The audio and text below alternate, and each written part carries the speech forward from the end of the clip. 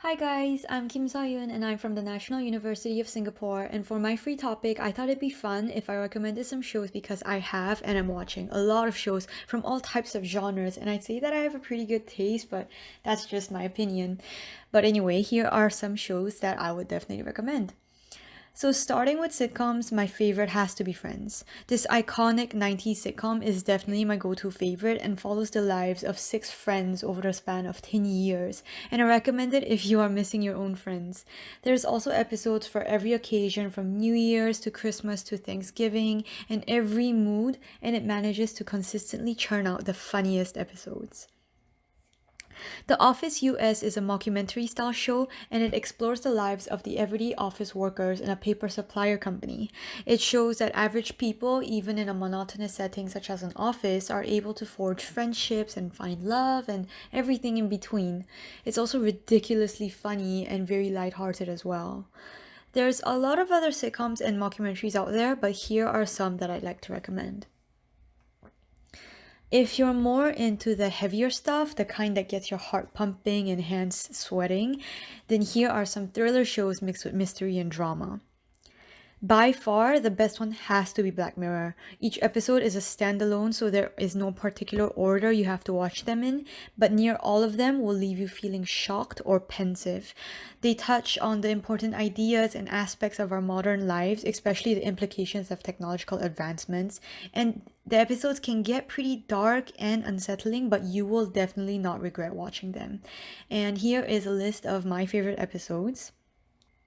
Other dystopian shows are The Handmaid's Tale, which is set in a world where the fertility rate has dropped and some women are forced to become childbearing slaves and explores very dark and heavy themes. And there's also Westworld, and both of these shows are rife with tension, suspense, and phenomenal acting. BBC Sherlock, if you haven't heard of it by now, is hands down the best retelling of the works of Sir Arthur Conan Doyle, and BBC Sherlock is especially unique due to it being set in a modern setting.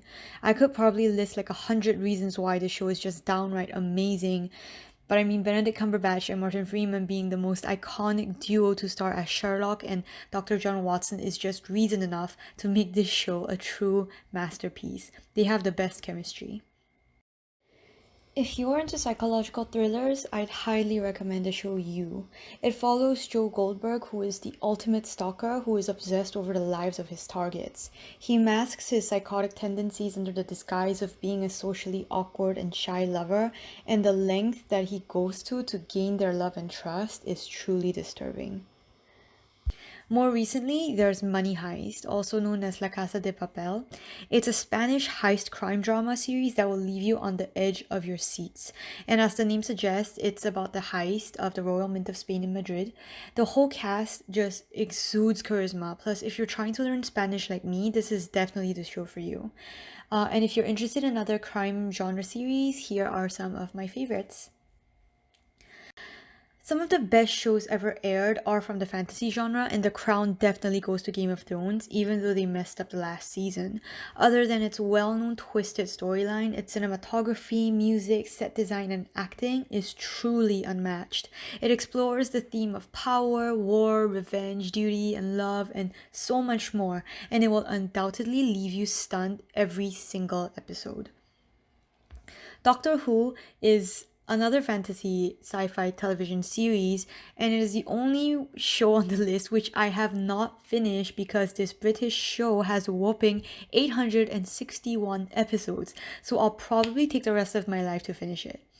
It follows the fantastical adventures of the Doctor, who is reincarnated every few seasons, and his companions. So currently there are 13 Doctors, and whether it's dinosaurs in London, vampires in Venice, or being chased by stone angels, the Doctor will never leave you bored. Although most shows have the primary aim of entertaining, it's great when we can be educated as well. And Pose was one of the most eye opening shows I've ever watched.